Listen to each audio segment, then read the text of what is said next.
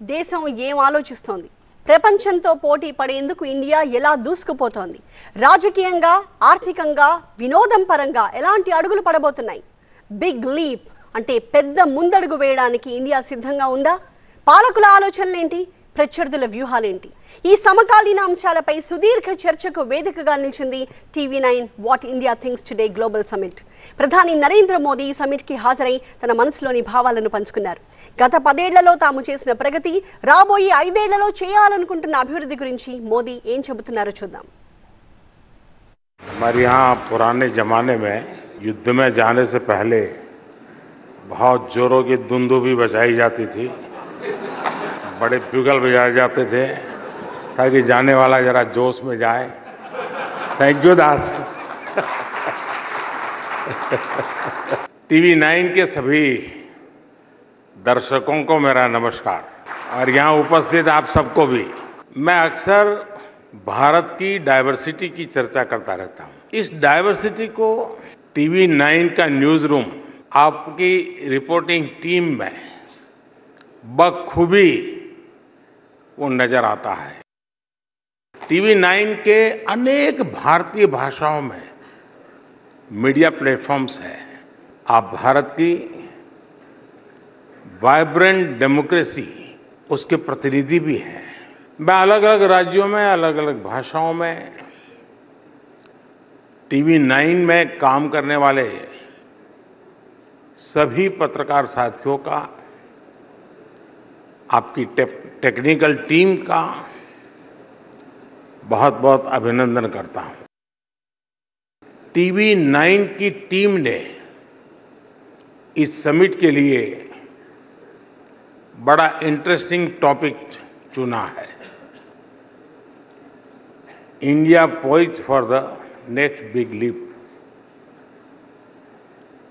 और big leap तो हम तभी ले सकते हैं जब हम जोश में हो,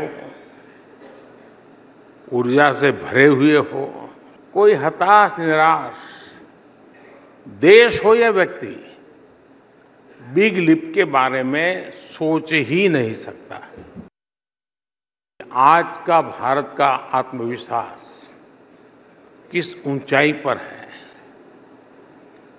आकांक्षा क्या है. अगर आज दुनिया को लगता है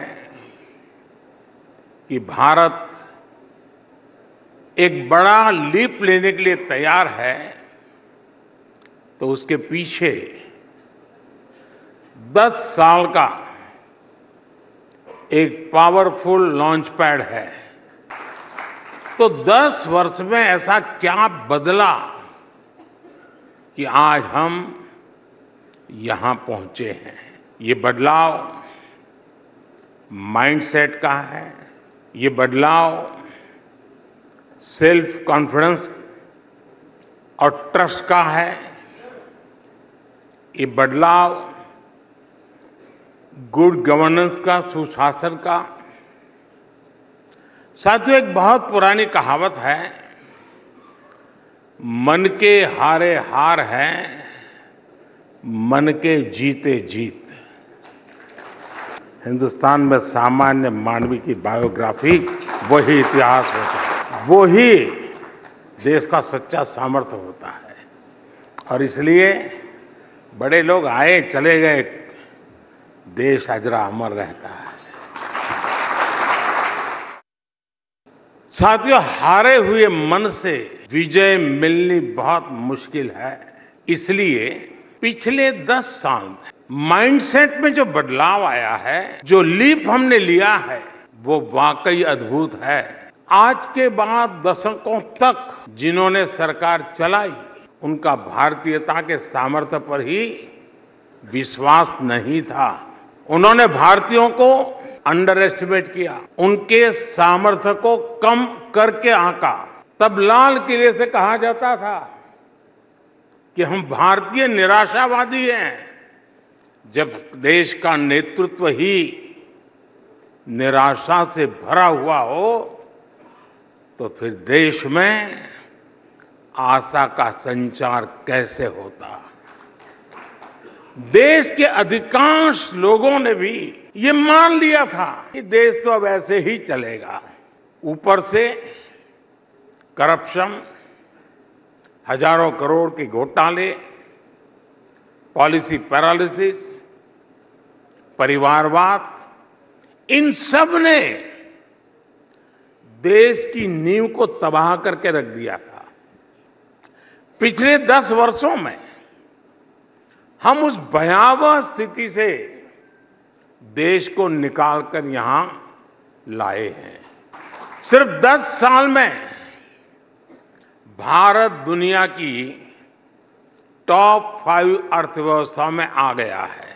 आज देश में जरूरी नीतियां भी तेजी से बनती हैं और निर्णय भी उतनी ही तेजी से लिए जाते हैं। माइंडसेट में बदलाव ने कमाल करके दिखा दिया है। 21वीं सदी के भारत ने छोटा सोचना छोड़ दिया है। आज हम जो करते हैं वो बेस्ट और बिगेस्ट करते हैं। आज भारत की उपलब्धियां देखकर दुनिया हैरान है। दुनिया भारत के साथ चलने में अपना फायदा देख रही है और भारत ने ये भी कर लिया। ये रिएक्शन, अच्छा भारत ने कर लिया, भारत में ये हो गया, ये रिएक्शन आज की दुनिया का न्यू नॉर्मल है। बढ़ती विश्वसनीयता आज भारत की सबसे बड़ी पहचान है। अब 10 साल पहले के और आज के एफडीआई के आंकड़े देखिए। पिछली सरकार में 10 साल में $300 बिलियन की एफडीआई भारत में आई। हमारी सरकार के 10 साल में $640 बिलियन की एफडीआई भारत में आई। साल 2014 में देश में लोगों ने करीब 9 लाख करोड़ रुपए म्यूचुअल फंड में इन्वेस्ट कर रखे थे। अगर मैं साल 2024 की बात करूं तो आज देश के लोगों ने 52 लाख करोड़ रुपए, उससे भी ज्यादा म्यूचुअल फंड में इन्वेस्ट कर रखा है। ये इसलिए हुआ है क्योंकि हर भारतीय को ये विश्वास है कि देश मजबूती से आगे बढ़ रहा है। टीवी 9 के दर्शक भी नोट करते होंगे कि अनेक लोगों का प्रिडिक्शन जहां अटक जाता है उससे भी कहीं ज्यादा बेहतर परफॉर्म करके हमने दिखाया है। साथियों, भारत के विकास को गति देने के लिए, बिग लीप लेने के लिए ये बहुत जरूरी था कि जिस गियर पर पहले भारत चल रहा था उस गियर को बदला जाए। पहले ही सरकारों में भारत किस तरह रिवर्स गियर में था, मैं आपको कुछ उदाहरण देता हूं। यूपी में 80 के दशक में सरयू नहर परियोजना का शिलान्यास हुआ था। ये परियोजना 4 दशक तक अटकी रही। 2014 में सरकार बनने के बाद हमने इस परियोजना को तेजी से पूरा किया। सरदार सरोवर योजना, उस परियोजना का शिलान्यास तो पंडित नेहरू ने 60 के दशक में किया था। 60 साल तक सरदार सरोवर डैम का काम ऐसे ही लटका रहा। सरकार बनने के बाद 2017 में हमने इस डैम का काम पूरा करके इसका लोकार्पण किया।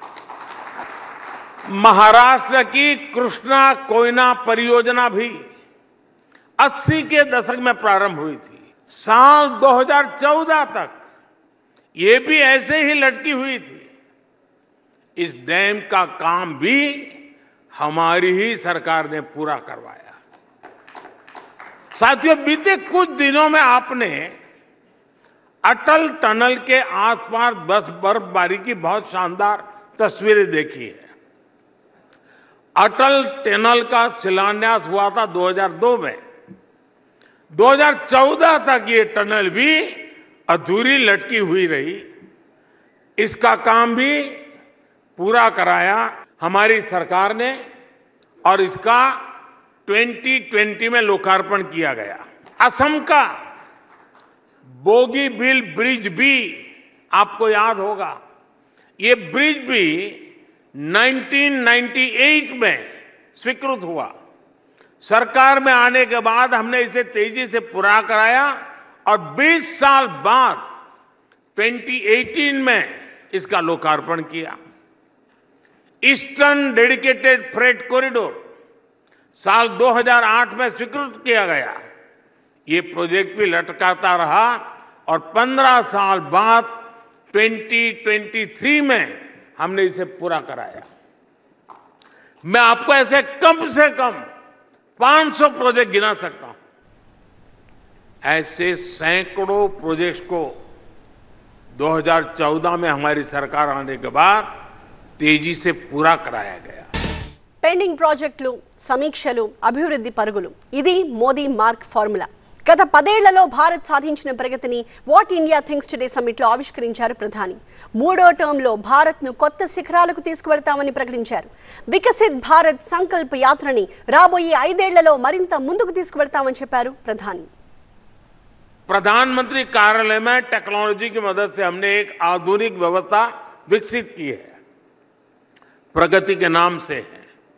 हर महीने मैं खुद एक एक प्रोजेक्ट की फाइल लेकर बैठता हूं, सारा डेटा लेकर बैठता हूं, दशकों से अटके हुए प्रोजेक्ट की समीक्षा करता हूं और मेरे सामने ऑनलाइन सभी राज्यों के मुख्य सचिव और भारत सरकार के सभी सचिव पूरा समय मेरे सामने होते हैं। एक एक चीज का वहां एनालिसिस होता है। मैं पिछले 10 साल में 17 लाख करोड़ रुपए से ज्यादा के प्रोजेक्ट्स की समीक्षा कर चुका हूं। 17 लाख करोड़ रुपया। आप मुझे बताइए, जिस देश में पहले की सरकारें उस स्पीड से काम करती रही हो तो देश बिग लीप कैसे ले पाता। आज हमारी सरकार ने लटकाने भटकाने वाली उस पुरानी अप्रोच को पीछे छोड़ दिया है। मैं आपको हमारी सरकार के कुछ उदाहरण दूंगा। मुंबई का अटल सेतु देश का सबसे बड़ा ब्रिज, सी ब्रिज, इसका शिलान्यास साल 2016 में हुआ। हमने कुछ सप्ताह पहले इसका लोकार्पण भी कर दिया। संसद की नई बिल्डिंग, इसका शिलान्यास साल 2020 में किया। पिछले ही साल इसका लोकार्पण हो गया। जम्मू एम्स का शिलान्यास साल 2019 में हुआ था। पिछले सप्ताह 20 फरवरी को इसका लोकार्पण भी हो गया। राजकोट एम्स का शिलान्यास 2020 में हुआ था। अभी कल ही इसका भी लोकार्पण हो गया। इसी तरह आईआईएम संबलपुर का शिलान्यास साल 2021 में हुआ और साल 2024 में लोकार्पण हो गया। त्रिची एयरपोर्ट के नए टर्मिनल का शिलान्यास 2019 में हुआ और कुछ सप्ताह पहले इसका लोकार्पण भी हुआ।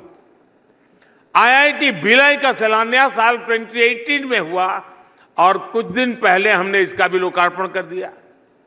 गोवा के नए एयरपोर्ट का शिलान्यास 2016 में हुआ और 2022 में इसका लोकार्पण भी हो गया। लक्षद्वीप तक समुद्र के नीचे ऑप्टिकल फाइबर बिछाना बहुत चैलेंजिंग माना जाता था।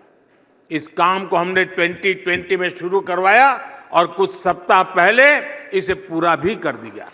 बनारस की बनास डेयरी का शिलान्यास साल 2021 में हुआ और कुछ दिन पहले इसका लोकार्पण हुआ। अपने द्वारिका में सुदर्शन सेतु की शानदार तस्वीर देखी है। हिंदुस्तान का सबसे लंबा केबल ब्रिज देश की शान बढ़ा रहा है। इसका भी शिलान्यास हमारी सरकार ने साल 2017 में किया था। मैं जो मोदी की गारंटी की बात करता हूं ना, उसका एक पहलू ये भी है। जब ये स्पीड होती है, तेजी से काम करने की इच्छा शक्ति होती है, जब टैक्स पेयर के पैसे का सम्मान होता है, तब देश आगे बढ़ता है, तब देश बिग लीप के लिए तैयार होता है।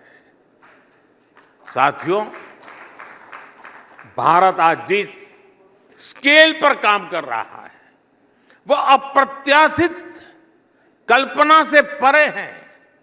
मैं आपको सिर्फ बीते एक सप्ताह के उदाहरण देना, एक वीक के 20 फरवरी को मैंने जम्मू से एक साथ देश के दर्जनों IIT, IIM, IIIT जैसे हायर एजुकेशन इंस्टीट्यूट का लोकार्पण किया। 24 फरवरी को मैंने राजकोट से देश के 5 एम्स के एक साथ लोकार्पण किया। आज सुबह मैंने देश के 27 राज्यों के 500 से ज्यादा रेलवे स्टेशन के रीडेवलपमेंट का शिलान्यास किया।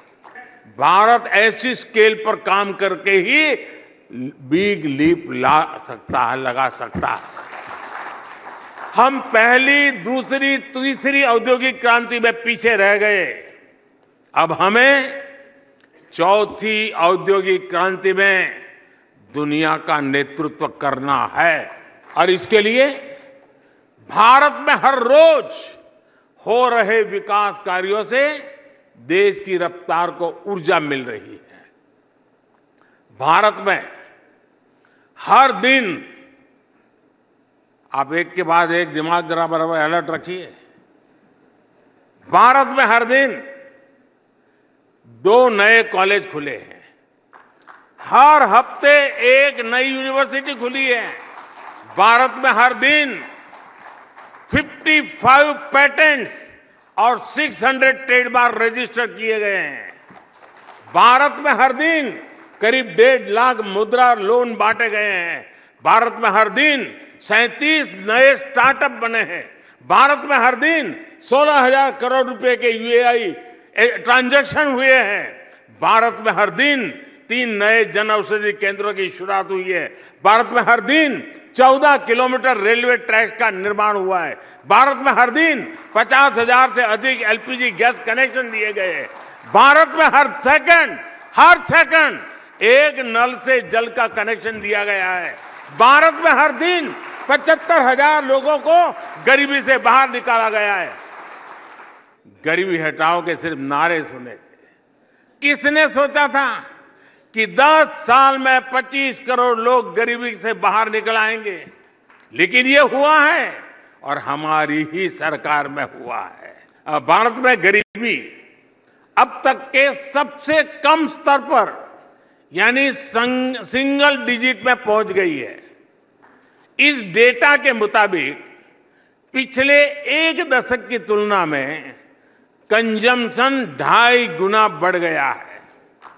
यानी भारत के लोगों की विभिन्न सेवाओं और सुविधाओं पर खर्च करने की क्षमता और बढ़ गई है। ये भी सामने आया है कि पिछले 10 साल में गांवों में कंजम्पशन शहरों की तुलना में कहीं ज्यादा तेज गति से बढ़ा है। यानी गांव के लोगों का आर्थिक सामर्थ्य बढ़ रहा है, उनके पास खर्च करने के लिए ज्यादा पैसे हो रहे हैं। ये ऐसे नहीं हुआ है, ये हमारे उन प्रयासों का परिणाम है जिनका फोकस गांव, गरीब और किसान है। 2014 के बाद से हमारी सरकार ने गांवों को ध्यान में रखकर इंफ्रास्ट्रक्चर का निर्माण किया। गांव और शहर के बीच कनेक्टिविटी बेहतर हुई, रोजगार के नए अवसर तैयार किए गए, महिलाओं की आय बढ़ाने के साधन विकसित किए गए। विकास के इस मॉडल से ग्रामीण भारत सशक्त हुआ है। मैं आपको एक और आंकड़ा दूंगा। भारत में पहली बार कुल खर्च में भोजन पर होने वाला खर्च 50% से भी कम हो गया है। यानी पहले जिस परिवार की सारी शक्ति भोजन जुटाने में खर्च हो जाती थी, आज उसके सदस्य सारी चीजों पर पैसे खर्च कर पा रहे हैं। अभाव में रह रही जनता को ये लोग चुनाव के समय थोड़ा बहुत देकर अपना स्वार्थ सिद्ध कर लेते थे। इसके चलते ही देश में एक वोट बैंक पॉलिटिक्स का जन्म हुआ। यानी सरकार केवल उसके लिए काम करती थी जो उन्हें वोट देता था। लेकिन साथियों, बीते 10 वर्षों में भारत इस स्कैरसिटी माइंडसेट को पीछे छोड़कर आगे बढ़ चला है। भ्रष्टाचार पर लगाम लगाकर हमने ये सुनिश्चित किया है कि विकास का लाभ भारत के हर क्षेत्र को समान रूप से दिया जाए। हम पॉलिटिक्स ऑफ स्कैरसिटी नहीं, गवर्नेंस ऑफ सैचुरेशन पर विश्वास करते हैं। हमने तुष्टीकरण न करके देशवासियों के संतुष्टीकरण का रास्ता चुना है। बीते 10 वर्षों में यही हमारा एक मंत्र है, यही हमारी सोच है, यही सबका साथ सबका विकास है। और इसलिए मैं कहता हूं कि हम राजनीति नहीं, राष्ट्र नीति पर विश्वास करने वाले लोग हैं। साथियों, हमारी सरकार नेशन फर्स्ट के सिद्धांत को सर्वोपरि रखते हुए आगे बढ़ रही है। इसलिए हमने देश हित में निर्णय लिए, पुरानी चुनौतियों का समाधान किया। आर्टिकल 370 की समाप्ति से लेकर राम मंदिर निर्माण तक, ट्रिपल तलाक के अंत से लेकर महिला आरक्षण तक, वन रैंक वन पेंशन से लेकर चीफ ऑफ डिफेंस स्टाफ का पद तक, सरकार ने नेशन फर्स्ट की सोच के साथ ऐसे हर अधूरे काम पूरे किए। हमारे तीसरे कार्यकाल में हमें भारत के सामर्थ्य को नई ऊंचाई तक पहुंचाना है। विकसित भारत की संकल्प यात्रा में आने वाले 5 वर्ष हमारे देश की प्रगति और प्रशस्ति के वर्ष है। इसी कामना के साथ और पूरे विश्वास के साथ ये सेमिनार होता या ना होता, बिग लिप जरूर होता। तो कुछ हंसी खुशी की शाम भी हो गई। बहुत बहुत धन्यवाद।